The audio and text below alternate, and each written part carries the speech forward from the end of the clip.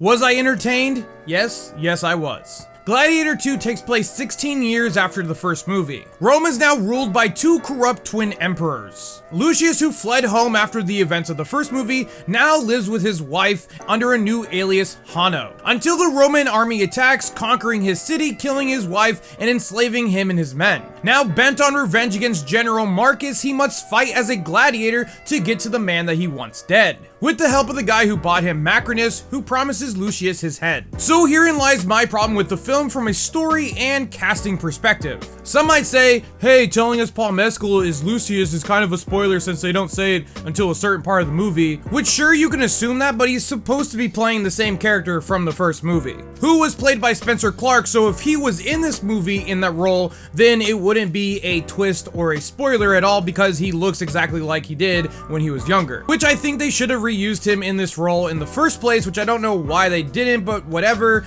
But that means that this whole twist wouldn't really be a twist at all because you know he's the same character. Besides that, are there things in the plot that are similar to the first movie that I've seen people complaining about?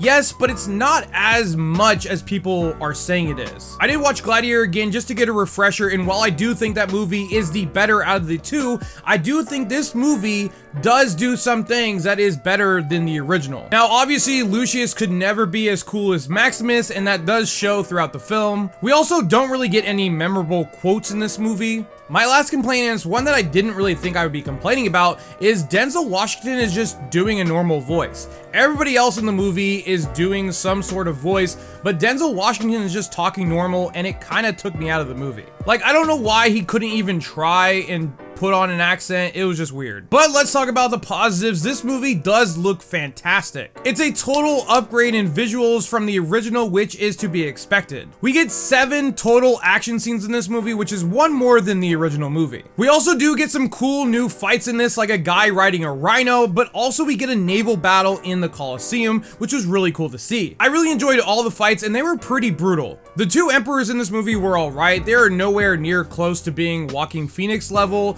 but it's whatever. They were just kind of there to be figureheads, and one of them was a little weird. Denzel Washington's character, on the other hand, was good. He is cunning, and he has a silver tongue, and he knows how to get the things that he wants. I like the story. I think it's a good continuation from the original and a good ending cap to the whole story as a whole. This gave me pretty much everything I wanted in a sequel to Gladiator, and that's why I give Gladiator 2 an 8.5 out of 10. If you guys like this review, hit that like button. If you guys want to see more, hit that follow button. And as always, thanks for watching.